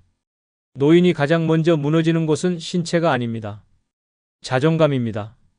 세상은 어느 순간부터 당신을 쓸모없는 사람으로 취급하고 자식은 돈만 쓰는 존재로 여기며 주변은 민폐 덩어리 취급을 합니다. 이 현실을 받아들이지 못하면 노년은 억울함과 분노 속에서 썩어갑니다. 내가 젊었을 땐 얼마나 열심히 살았는데 내가 없었으면 너도 없었어. 나는 왜 이렇게 무시당해야 돼? 이런 말은 자존감이 아니라 무너진 자존감이 뿜어내는 도끼입니다. 피해의식에 빠진 사람은 모든 말을 곱게 듣지 못하고 모든 상황을 의심하며 결국 스스로를 고립시키고 맙니다. 자식들이 날 안 찾는다는 말이 어느새 쟤네는 날 버렸다가 되고 친구가 바빠서 못 본다는 게 나를 무시해서 안 오는 거다로 변합니다. 그렇게 피해의식은 모든 관계를 망가뜨리고 자신조차도 병들게 합니다. 하지만 건강한 자존감이 있는 사람은 다릅니다. 누가 불러주지 않아도 당당히 외출하고 누가 알아주지 않아도 스스로를 칭찬하며 살아갑니다. 누가 뭐라 해도 흔들리지 않는 중심, 그게 바로 노년을 지키는 가장 강력한 방패입니다. 자존감은 나이와 무관합니다. 삶을 어떻게 받아들이느냐의 태도에서 시작됩니다. 나는 괜찮다. 나는 지금도 충분히 가치 있는 사람이다. 라는 확신이 있다면 아무리 혼자여도 외롭지 않고 아무리 가진 것이 없어도 당당합니다. 자존감이 무너지면 스스로를 가볍게 여기며 모든 것을 세상의 탓으로 돌립니다. 반대로 자존감이 살아있으면 세상이 외면해도 나는 나를 포기하지 않습니다. 노년을 지키는 가장 깊은 힘은 바로 이 자기 신뢰에서 비롯됩니다. 경남 창녕에 사는 76세 김순복 씨는 몇 년 전 자식 셋 모두에게 실망하고 세상과 단절한 채 살았습니다. 큰아들은 연락 두절, 둘째는 이민 후. 매년 문자 한 통, 막내는 취직하고 난 뒤 어머니의 존재를 잊은 듯 했습니다. 그녀는 하루 종일 집에 틀어박혀 있었고 지나가는 사람의 발자국 소리만 들어도 눈물이 났습니다. 나는 이제 아무도 필요 없는 존재야라는 생각이 머릿속을 떠나지 않았습니다. 하지만 어느 날 우연히 라디오에서 이런 말을 듣고 멈칫했습니다. 내 인생이 나를 버리기 전까지 나는 나를 포기하지 않겠다. 그 말이 뇌리를 때렸습니다. 그날 밤 순복 씨는 거울 앞에 서서 처음으로 스스로에게 말했습니다. 나는 괜찮은 사람이야. 다음 날부터 그녀는 하루 30분씩 동네 공원을 돌기 시작했고 몇 주 뒤엔 주민센터에서 진행하는 실버 요가 수업에 등록했습니다. 처음엔 아무 말 없이 구석에 앉아 있었지만 시간이 지나자 하나둘 친구가 생겼고 대화가 생겼고 웃음이 생겼습니다. 지금의 그녀는 매일 아침 6시에 일어나 밥을 짓고 깨끗한 옷으로 갈아입고 화분에 물을 주며 하루를 시작합니다. 자식에게 연락이 오지 않아도 아무에게도 기대지 않습니다. 내가 나를 믿고 있으니까 괜찮아. 건강한 자존감은 노년을 지켜주는 마지막 남은 힘입니다. 누군가 알아주지 않아도 스스로를 존중할 수 있는 용기. 그것이 바로 나를 끝까지 지켜내는 진짜 무기입니다. 지금 당신의 가슴에도 말하십시오. 나는 충분히 괜찮은 사람이다. 이 믿음 하나면 누구도 당신 삶을 무너뜨릴 수 없습니다. 마지막으로 좋아요 눌러주시면 다음 영상 제작에 큰 힘이 됩니다. 감사합니다. 다 착각이었습니다. 병원만 가까우면 괜찮을 줄 알았습니다. 어디 아프면 금방 갈 수 있고 의사 한 명쯤 알고 있으면 든든할 줄 알았습니다. 그런데 막상 은퇴하고 살아보니 병원은 한 달에 한 번 가지만 매일 마주치는 건 불편한 길, 끼니 걱정, 집 밖에 나가도 갈 곳 없는 현실이 가장 불편했습니다. 약보다 밥이 먼저였고 진료보다 사람이 먼저였고 의사보다 동네가 먼저였습니다. 이젠 깨달아야 합니다. 은퇴 후 진짜 필요한 건 병원보다 살 수 있는 환경입니다. 오늘은 은퇴 후에 집 고를 때 병원보다 이곳이 먼저입니다를 주제로 진짜 후회 없는 집 선택 기준 몇 가지를 알려드리겠습니다. 구독과 좋아요 누르시면 지금부터 시작하겠습니다. 은퇴 후에 살기 좋은 첫 번째 지역은 평지에 있는 동네입니다. 은퇴 후 좋은 집을 고른다며 조망 좋고 경치 좋은 언덕배기 마을, 산자락 아래 단독주택을 꿈꾸는 분들이 많습니다. 그러나 진짜 삶은 풍경이 아니라 발로 살아가는 일입니다. 아침에 우유 하나 사러 가기도 힘든 오르막, 버스 정류장까지 한숨부터 나오는 언덕. 그런 곳에 살면 결국 밖에 나가는 걸 포기하게 됩니다. 그렇게 하루 이틀 안 나가다 보면 사람을 안 만나게 되고 말수 줄고 몸은 굳고 마음은 병들기 시작합니다. 의사보다 위험한 건 계단이고 병보다 더 무서운 건 언덕입니다. 관절이 안 좋고 무릎에 힘 빠지는 시기에 경사 심한 곳에서 사는 건 고통을 사는 것과 같습니다. 실제로 고령자 낙상 사고의 58%가 경사진 지역의 이동 중 발생이라는 통계도 있습니다. 엘리베이터가 없는 빌라, 언덕 위 단독주택, 툭하면 미끄러지는 골목. 이런 곳은 보기엔 멋져도 사는 순간 움직일 자유를 잃게 만드는 공간입니다. 경기도 하남시에 사는 김 씨는 은퇴 후 자연 속에서 살고 싶다며 양평의 전원주택으로 이사했습니다. 마당도 넓고 공기도 맑았지만 문제는 그 길이었습니다. 장 보러 나가려면 마을버스 정류장까지 언덕을 내려가야 했고 집으로 돌아올 땐 다시 그 언덕을 올라야 했습니다.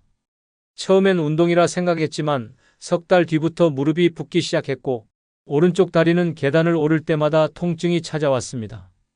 병원에서는 반월상 연골이 손상됐다는 진단이 나왔고 의사는 말했습니다. 계속 언덕길 걸으셨죠? 고령자의 관절은 마찰에 민감해 계단이나 오르막길 반복은 치명적입니다. 김 씨는 물리치료와 약물치료를 병행했지만 결국 혼자 외출하는 일이 두려워졌고 외출이 줄자 사람 만나는 일도 줄어들었습니다. 그렇게 조용한 집이 고립의 공간이 될 줄 몰랐습니다라는 그의 말은 씁쓸함 그 자체였습니다. 고민 끝에 김 씨는 다시 도심으로 이사했습니다. 이번에는 평지에 있는 아파트, 버스 정류장까지 2분 거리, 주변엔 다 평탄한 인도가 이어진 동네였습니다. 이사 후 아침마다 걷기 시작했고 관절 통증도 서서히 줄어들었으며 이전보다 활력이 생겼습니다. 그는 말합니다. 집에서 마트, 병원, 공원까지 모두 평지로 연결돼 있으니 내가 다시 움직이는 사람이 된 기분입니다. 집은 멋으로 고르는 게 아니라 몸으로 고르는 것입니다. 아무리 전망이 좋아도 그 전망 보러 가는 길이 고통스럽다면 그것은 삶이 아닙니다. 병원 가까운 것도 중요하지만 병원에 갈 수 있는 몸이 먼저입니다. 그리고 그 몸을 지켜주는 조건은 경사가 없는 동네, 계단 없는 길, 평탄한 보도입니다. 은퇴 후 집을 고를 땐 반드시 직접 걸어보셔야 합니다. 사진은 속입니다. 지도도 모릅니다. 당신의 무릎은 정직합니다. 한 바퀴만 돌아보면 그 집이 당신의 다리를 배려하는지 아닌지 바로 알 수 있습니다. 오래 살 집이라면 편하게 걸을 수 있는 땅 위에 있어야 합니다. 그게 진짜 노후를 버틸 수 있는 땅값입니다.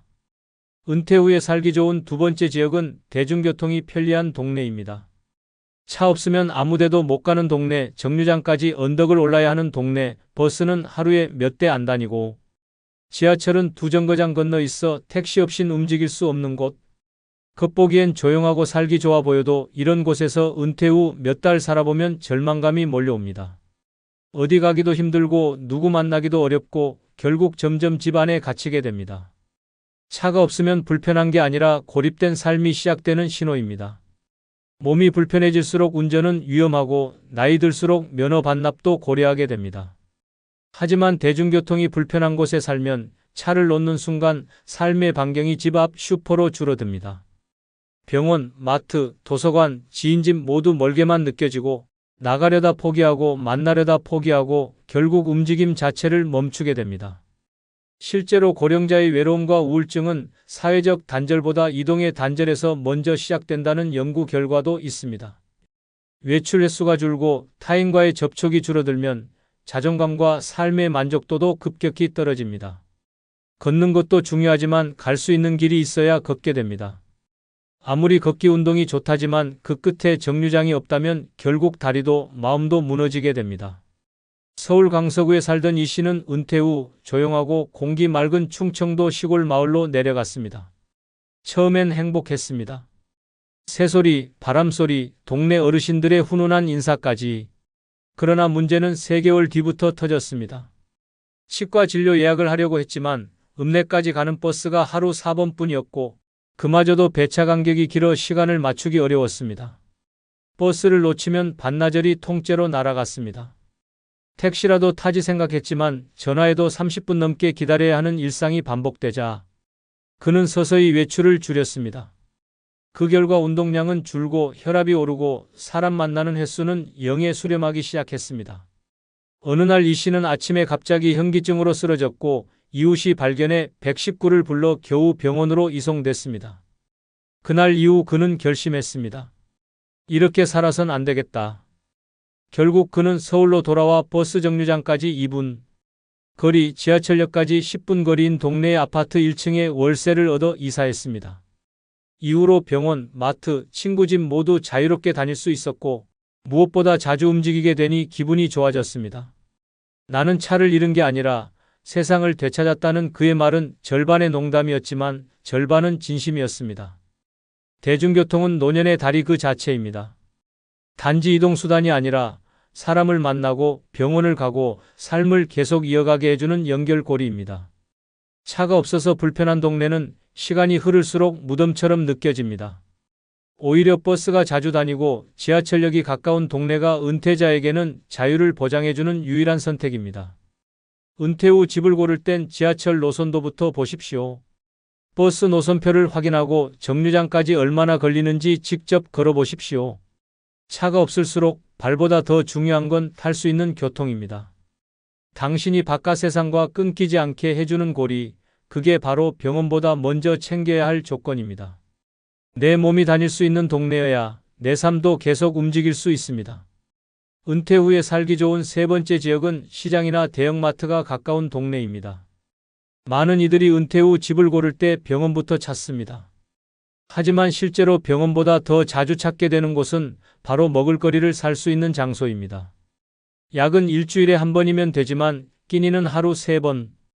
병이 들어 병원을 찾기 전부터 식재료가 떨어질 때마다 움직여야 하는 곳이 바로 시장이나 마트입니다. 장 보러 나가기 위해 버스를 갈아타야 하고 언덕을 올라야 한다면 아무리 공기 좋고 한적한 곳이라도 그곳은 곧 고립이고 불편함 그 자체입니다. 반대로 집에서 걸어서 5분 거리 안에 시장이나 대형마트가 있다면 그건 단순한 편의가 아니라 노후를 지탱하는 생존 기반입니다. 실제로 노인 건강이 가장 빠른 붕괴 신호는 영양 결핍과 식사 포기입니다.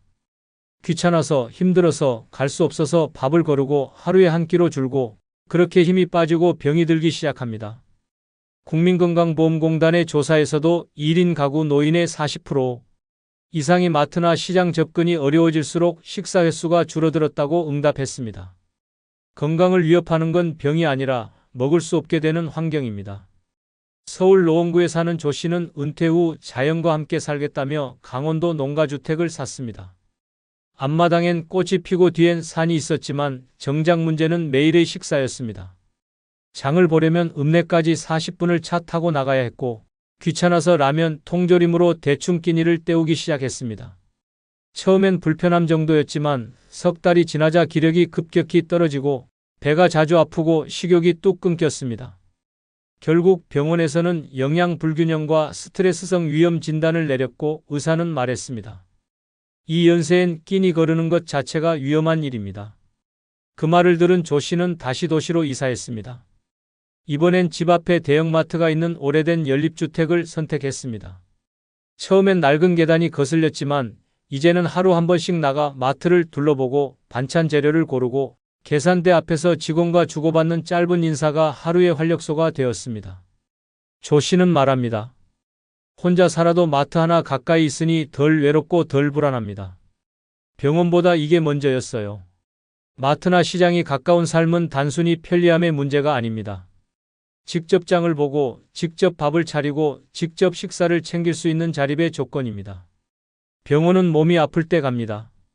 하지만 장 보는 곳은 오늘도 가야 하고 내일도 가야 합니다. 병원은 치료의 장소지만 마트는 예방의 장소입니다. 은퇴 후 집을 고를 땐 병원보다 먼저 물어봐야 합니다. 여기서 가장 가까운 마트까지 몇 분 걸리나요? 이 질문 하나로 노후의 삶의 질이 결정됩니다. 아프지 않으려면 잘 먹어야 하고 잘 먹으려면 직접 살 수 있어야 하며 직접 살 수 있으려면 가까워야 합니다. 당신이 살아갈 집 가장 먼저 봐야 할 건 병원이 아니라 장을 볼 수 있는 거리입니다. 그것이 바로 혼자서도 잘 사는 집입니다. 은퇴 후에 살기 좋은 네 번째 지역은 산책할 수 있는 공원이 있는 동네입니다. 병원 옆에 살아도 몸이 굳어버리면 아무 소용 없습니다. 가장 무서운 병은 움직이지 않는 삶에서 시작됩니다. 하루 종일 의자에만 앉아 TV를 보다 보면 다리는 서서히 약해지고 관절은 굳고 혈액순환은 막히고 어느 날 갑자기 쓰러지게 됩니다. 이 모든 걸 막는 최고의 약이 바로 매일 걷는 산책입니다. 그런데도 많은 이들이 집 고를 때 공원은 뒷전입니다. 그게 노년 건강을 망치는 첫 번째 실수입니다. 가까운 거리에 공원이 있다는 건 단순한 산책로가 아니라 매일 걸을 이유가 있다는 뜻입니다. 공원은 운동이 되는 길이고 무료한 하루의 루틴이고 이웃을 만나는 연결 통로입니다. 특히 자연 속을 걷는 활동은 뇌의 세로토닌을 증가시켜 스트레스 해소, 우울증 예방에 효과가 있다는 게 다수 연구를 통해 밝혀졌습니다. 뇌가 활발해지면 인지 기능이 유지되고 치매 위험도 줄어들며 심혈관 건강에도 긍정적인 영향을 줍니다. 하지만 집 앞에 공원이 없다면 매일 걷겠다는 의지는 작심삼일도 못 갑니다. 날씨 탓, 무릎 탓하며 점점 안 나가게 되고 그렇게 하루 이틀 앉아 있다 보면 몸은 점점 말라가고 마음은 지쳐가며 결국 움직이지 않는 병에 걸리게 됩니다. 서울 도봉구에 사는 윤 씨는 은퇴 후 몸도 무겁고 기분도 가라앉는 일이 많아졌습니다. 병원에선 혈압도 있고 우울 증세도 보인다고 했지만 약보다는 일상 개선이 필요하다고 말했습니다. 우연히 친구가 집 앞에 공원 생겼더라는 말을 해주었고 그날부터 하루 30분씩 걸었습니다. 처음엔 억지로 나갔지만 한 달 뒤부터는 걷는 시간이 기다려졌습니다.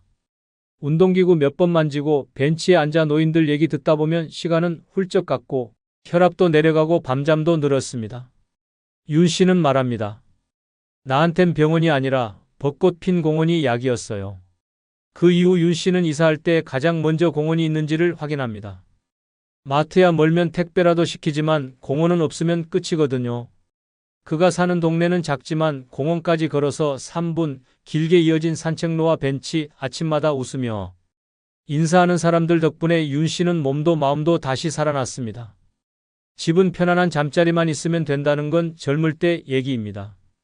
나이 들수록 하루 중 가장 중요한 시간은 몸을 일으켜 세우는 시간이고 그걸 가능하게 하는 건 가까운 공원입니다. 단순히 나무 몇 그루가 중요한 게 아니라 걸을 수 있는 동선이 삶을 움직이게 한다는 사실을 기억해야 합니다. 은퇴 후 집을 고를 땐 창문 밖 전망보다 발로 걸을 수 있는 길이 있는지를 먼저 보십시오. 가까운 거리에 공원이 있다는 건 매일 나를 돌볼 기회가 있다는 뜻입니다. 공원은 운동장이 아니라 노년을 되살리는 병원입니다. 걸어 다닐 수 있는 동네에 살아야 평생 병원에 드나드는 삶을 피할 수 있습니다. 당신의 건강은 결국 두 발이 지켜주는 것입니다. 은퇴 후에 살기 좋은 5번째 지역은 도서관이나 주민센터처럼 무료로 머무를 수 있는 공간이 가까운 동네입니다. 집에만 있으면 미칩니다.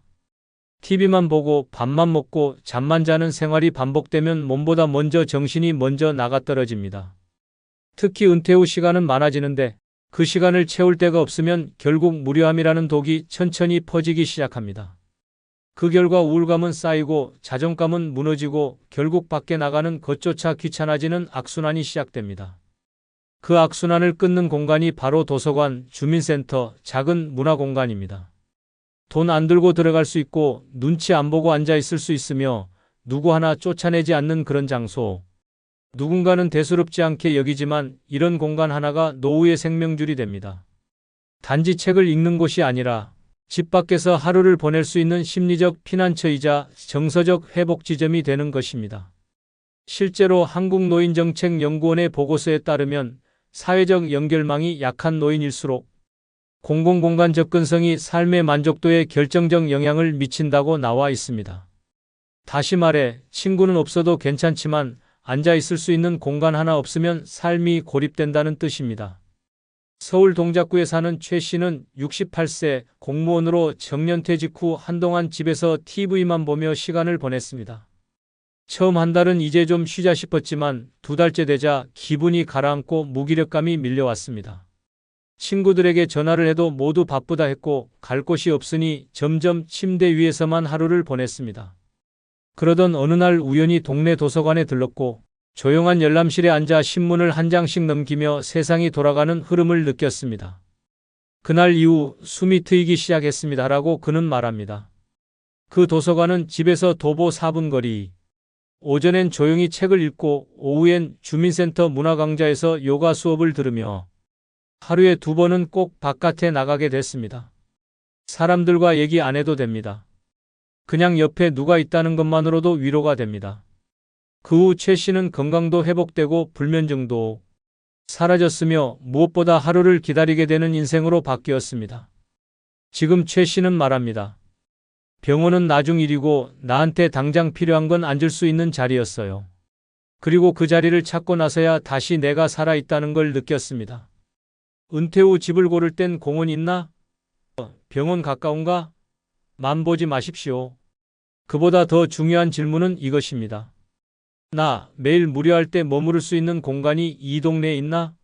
집은 잠자는 곳이고 식당은 먹는 곳이지만 도서관과 주민센터는 살아있는 시간을 버틸 수 있게 해주는 곳입니다. 그래서 은퇴 후 좋은 집의 조건, 마지막 퍼즐은 공짜로 쉴 수 있는 제3의 공간이 있느냐입니다. 오늘 하루를 어디서 보내야 할지 고민되는 삶과 이따 도서관 갈까? 가 있는 삶은 전혀 다릅니다. 당신의 노후는 앉을 수 있는 의자 하나에서 다시 시작될 수 있습니다. 은퇴 후에 살기 좋은 6번째 지역은 혼자서도 밥 한 끼 해결할 수 있는 식당이 가까운 동네입니다. 많은 사람들이 병원, 공원, 마트만 따지며 이사하지만 정작 매일 3번 찾아야 하는 진짜 생존 조건은 식당입니다. 나이 들수록 입맛은 까다로워지고 손목은 약해지고 허리는 펴지질 않습니다. 그 상태로 부엌에서 재료 손질하고 밥 짓고 설거지까지 한다는 건 말이 좋아 식사지, 현실에선 노동입니다. 결국 끼니마다 귀찮다, 좀 이따 하자는 말만 되풀이하다 하루 한 끼, 그것도 대충 먹는 생활이 시작됩니다. 문제는 그게 반복되면 병이 찾아온다는 점입니다. 영양은 불균형해지고 면역력은 급속히 무너지고 체력은 바닥나게 됩니다. 그래서 집 근처에 백반집, 국밥집, 분식집이라도 하나 가까이 있다는 건 단순한 편의가 아니라 생존의 끈 하나를 붙잡고 있는 것과 같습니다. 식당은 밥을 먹는 곳이 아니라 노후를 지키는 숨구멍입니다. 국민건강보험공단의 2023년 노인건강실태조사에 따르면 65세 이상 노인의 절반 이상이 식사 준비가 부담된다고 답했으며 3명 중 1명은 끼니를 자주 거른다고 응답했습니다. 그 이유는 단 하나, 혼자 해먹기 귀찮아서입니다. 이처럼 밥 차리는 게 부담되면 결국 건강을 포기하는 삶으로 연결됩니다. 서울 종로구 창신동에 사는 유 씨는 은퇴 후 자녀와 떨어져 혼자 살게 되었습니다. 처음엔 열심히 반찬도 만들고 국도 끓였지만 시간이 갈수록 요리가 피로로 바뀌었습니다. 특히 허리디스크가 재발하면서 싱크대 앞에 서는 일조차 고통스러워졌습니다. 밥을 차리는 게 아니라 고통을 참고 견디는 일이 되어버린 겁니다. 그러던 중 집에서 3분 거리에 있는 백반집을 우연히 찾게 되었습니다. 된장찌개에 김치, 고등어 한 토막. 대단한 건 아니었지만 따뜻한 밥 한 공기에 눈물이 핑 돌았습니다. 그 이후 유 씨는 매일 점심은 백반집, 저녁은 도시락 가게를 이용하며 하루 3끼를 놓치지 않게 되었습니다. 이웃보다 식당 주인이 더 반갑다는 농담도 했지만 진심이었습니다. 식당 사장님이 요즘 얼굴 안 보이시네요?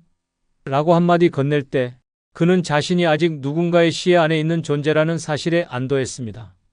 지금 유 씨는 식당 밀집 지역으로 이사해 살고 있습니다. 프랜차이즈 분식점, 가정식 백반집, 반찬가게, 도시락 전문점이 몰려있는 골목이 그의 동네입니다. 덕분에 그는 하루 한 끼도 거르지 않고 밥상 앞에서 허리를 굽히지도 않으며 밥을 걱정하지 않는 삶이 얼마나 소중한지를 깨달았다고 말합니다. 은퇴 후 집을 고를 땐 반드시 물어봐야 할 것이 있습니다. 근처에 식당 있나요? 백화점, 대형마트, 커피숍보다 더 중요한 건 혼자 가도 편하고 따뜻한 밥 한 끼를 먹을 수 있는 식당입니다. 그 한 그릇이 당신의 체력을 지켜주고 마음을 달래주고 때론 관계의 끈이 되기도 합니다. 늙어서까지 몇 끼 눈치 보며 힘겹게 밥 차리는 삶은 스스로를 괴롭히는 일입니다. 그래서 말합니다. 병원보다 먼저 확인해야 할 곳은 식당입니다. 식당이 곧 밥이고 밥이 곧 삶입니다. 오늘도 혼자 밥 먹을 수 있는 동네에서 당신은 당당하고 건강한 노년을 살 수 있습니다. 영상이 끝나면 여러분들의 다양한 의견을 댓글에 남겨주세요. 그럼 내일도 좋은 영상을 다시 찾아뵙겠습니다. 감사합니다.